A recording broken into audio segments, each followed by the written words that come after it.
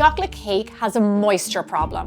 Dry crumb, dense texture, disappointing slices. There is one unlikely suspect that keeps on showing up in the moistest cakes I know. Hi, I'm Gemma Stafford, a professional chef with over 20 years experience, and this might be the strangest ingredient I have ever baked with. Today we are making a cake, testing the science and figuring out why this unlikely ingredient might secretly make for better chocolate cake. So let's start out with the usual suspects for a chocolate cake. Exhibit A, flour. We always need flour to give our cake structure. This is all-purpose flour, and into it I'm going to add in a little bit of baking soda. The baking soda is going to be our raising agent, and it is going to react with our secret ingredient later, which is going to give rise to your cake. So just give those a mix together until well combined. We always like to mix our dry ingredients up first. We're going to do something a little bit different to really enhance the chocolate flavor in our cake. Here I have cocoa powder, and we are going to add in hot water. The water is an ingredient in our cake, but what we're doing right now is blooming the cocoa powder. Now, you don't hear about this a lot in recipes using cocoa powder, and it is so important because what we're doing is hydrating dried chocolate. Like, think about it like that. We're going to hydrate dried chocolate. We're going to bring out the flavor. Hydrating it is going to enhance the flavor of the cocoa powder, making our cake extra chocolatey. So not only do we have the secret ingredient going for us, but then also hydrating the cocoa powder is really making this chocolate cake, next level. So just let this mix bloom for 5 minutes, and then we can add in the rest of our ingredients. Now it's time for the unusual suspect to enter the room, mayonnaise. But before I talk about the mayonnaise, let's talk about the usual suspects we see in cake and why replacing them with mayo will really benefit your cake. Butter. We love butter around here. To our cakes, it adds richness, flavor, and structure. Yummy, yummy, yummy. However, it doesn't retain the most moisture.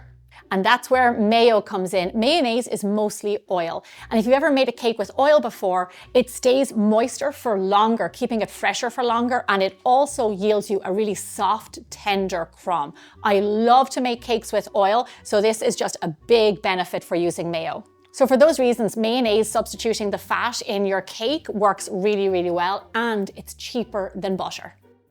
Okay, so moving on to our next usual suspect in a cake are the eggs. Eggs in cake provide structure, stability, richness, better mouthfeel, and they emulsify all the ingredients together. So enter stage left, mayonnaise. Mayonnaise has egg yolks already in it. It adds structure to your cake, it adds richness. Also, guess what? Do you remember when we had an egg shortage and they cost $1 million? People were buying mayonnaise to use in their baking because it was a fantastic all-round substitute. It's inexpensive, it's easily accessible, it stays fresh in your pantry. This is a win-win-win right here. Another usual suspect in great cake recipes is an acid. So you're talking buttermilk, sour cream, or yogurt.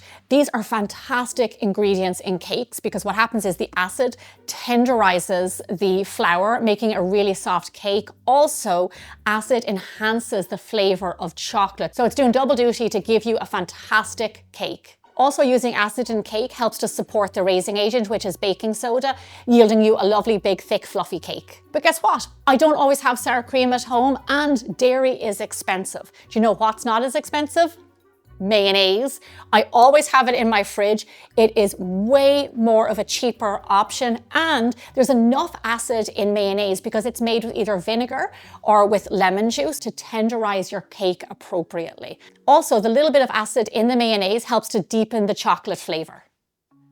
So with all that being said, without further ado, add in your mayonnaise.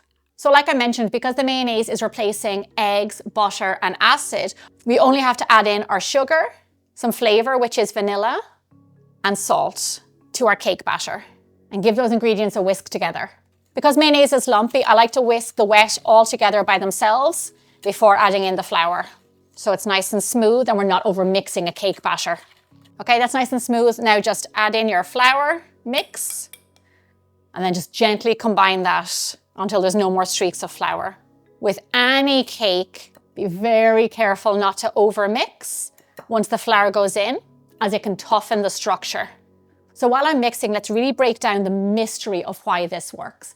Mayonnaise is an emulsion, which means it is two ingredients mixed together that shouldn't be together: water and oil. Now this benefits cakes greatly, and here's why. It distributes fat evenly and traps moisture. It also reduces greasy little pockets and uneven mixing. This is one of the biggest reasons why mayonnaise cake is surprisingly luxurious.